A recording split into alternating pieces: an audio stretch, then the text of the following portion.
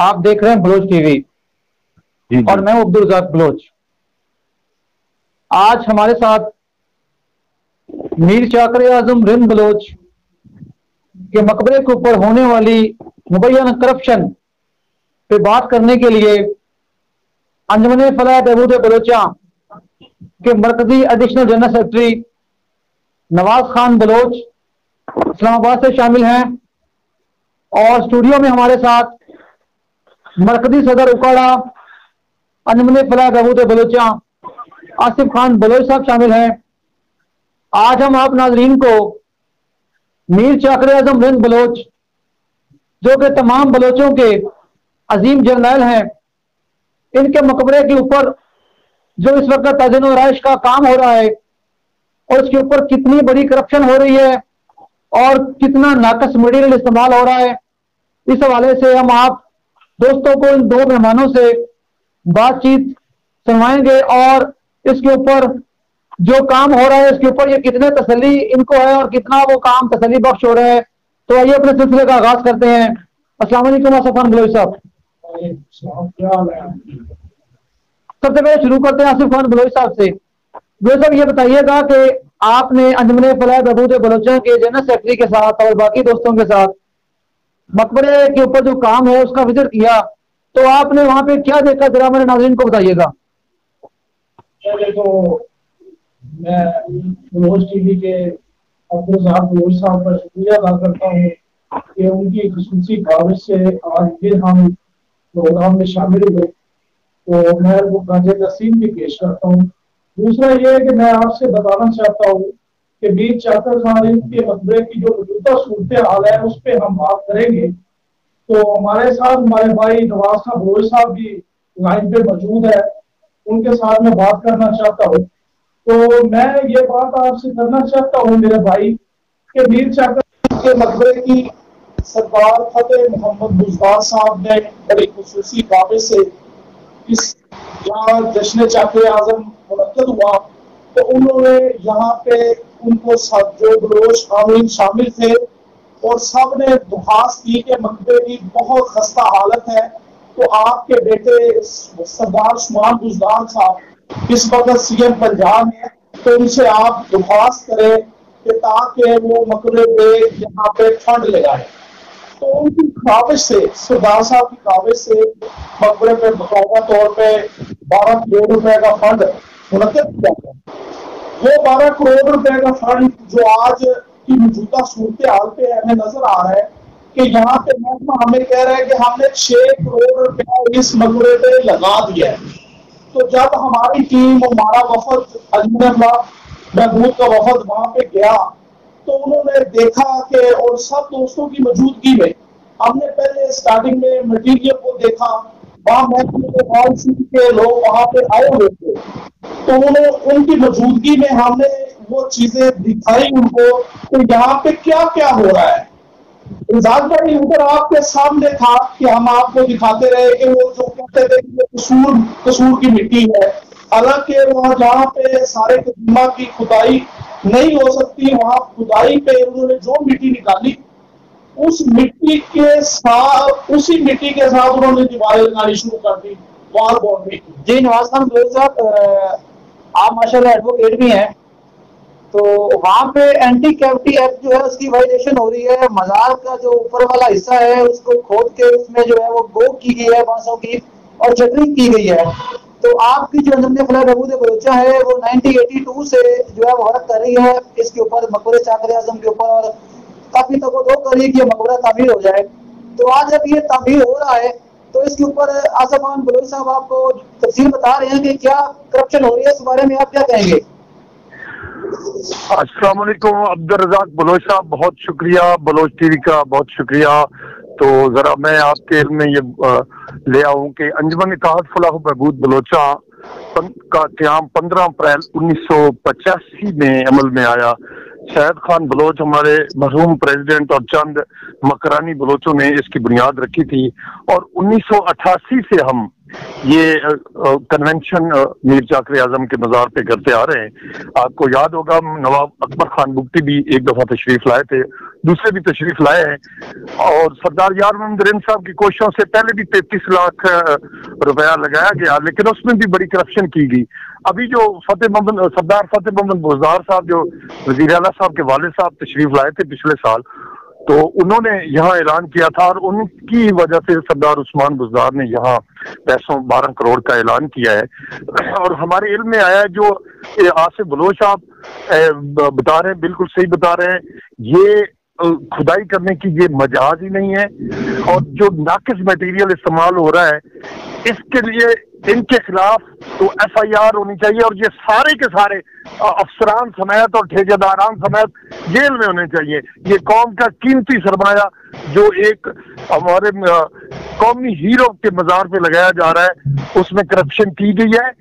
और इसमें कोई शक नहीं कि ये हम बातें नहीं कर रहे, इन्होंने करप्शन की है और इनको जेल की सलाखों में होना चाहिए।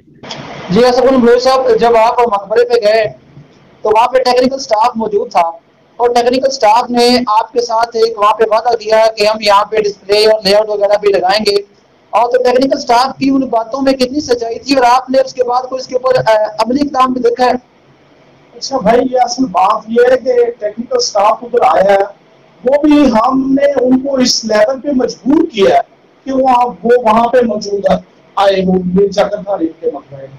लेकिन जब वो आए हैं, उनको हमने हर चीजों को वाज़ेह तौर पे उनको दिखाई है और उन्होंने एडमिट किया कि वाकई ये चीजें प्रॉब्लम है, आपकी ये तहफ़्फ़ुज़ात बिल्कुल ठीक है। और उन्होंने हमारे साथ कमिटमेंट भी किया, आप भी मौजूद थे उधर उन्होंने कहा था कि ये हम इनको जहां जहां पे ये प्रॉब्लम है, हम उनको ठेकेदारों को उस जगह पे पेनल्टी डालेंगे। और साथ में एक और हमारे साथ कमिटमेंट भी किया, आपके सामने कमिटमेंट की कि हम इसका सैंपल लेंगे और इसको लेबोरेटरी में बेचेंगे मटीरियल को। लेकिन आज तक उस मटीरियल का ना तो सैंपल लिया और ना ही ठेकेदारों को कोई पेनल्टी डाली उन्होंने। वहां मसला उसी जगह पे ही खड़ा है अभी तक उन्होंने कोई डिसीजन इस हवाले से नहीं किया। और साथ उन्होंने हमें कहा था कि यहाँ पे हम डिस्प्ले लगाएंगे। हमने उनको कहा था कि ये आप जो हमें कह रहे हैं कि यहाँ पे कितना तखमीना है, तो आप उसके आउटलेट लगाएंगे, डिस्प्ले बनाएंगे। आज आपके सामने, आप कल भी मकबरे पे गए, मैं भी गया, अभी तक कोई डिस्प्ले नहीं मौजूद। हमें इस बात पे बहुत तहफ़्फ़ुज़ात हैं, हम इस बात पे बहुत ज्यादा बलोच जितने भी कबाइल हैं वो मीर चाकर खान रिंद को अपना सरदार मानते हैं। तो इसलिए तमाम बलोच कबाइल को इस बात पे मुकम्मल तौर पे तहफ़्फ़ुज़ात हैं। हम कामरान निशारी साहब से बहुत ज्यादा मुतमिन थे कि वो एक हमारी कौम के बंदे हैं, लेकिन उन्होंने भी इस चीजों को कोई मैनेज तक नहीं किया। उन्होंने कोई अपनी दिलचस्पी नहीं दिखाई हमें, और जो हम अपने तहफ़्फ़ुज़ात इतने दिन से कर रहे हैं उस पर उन्होंने कोई तवज्जो अभी तक नहीं दिया। इस बात पे हमारे बहुत ज्यादा तहफ़्फ़ुज़ात है, ये सारे मामला चल रहे हैं। और साथ में आपसे एक बात और भी करना चाहता हूँ कि जिस दिन हम मकबरे में मौजूद थे तो उन्होंने उस दिन मकबरे की अंदरली जो बाउंड्री है जहाँ पे मीर चाकर खान रिंद की और उसकी फैमिली की कब्रें मौजूद है, उस दिन उन्होंने उस मकबरे की वो सफाई वगैरह करके वो चादर जो डाल दी थी। उसके बाद वही जो, अगर आप भी कल गए हैं तो उधर फिर वही स्टोरी, उसी मकबरे को उन्होंने स्टोर टाइप बनाया हुआ है। इससे बड़े सारे मामला है। ये क्यों हमें इस हवाले से हमारे बलोच कबाइल के लोगों को क्यों तंग किया जा रहा है? अगर ऐसी सूरतें आ रही तो इंशाल्लाह फिर हम रोड पे आएंगे और ये CM साहब से हम मुतालबा करते हैं कि इस बात का सख्त से सख्त एक्शन लिया जाए। और जितना उस्मान बुज़दार साहब ने ये स्टेप लिया है मकबरे के लिए, और खुसूसी उन्होंने अपने वालिद मोहतरम की दिलचस्पी की वजह से इधर खुसूसी तौर पे 1 अरब रुपए का ये प्रोजेक्ट चल रहा है।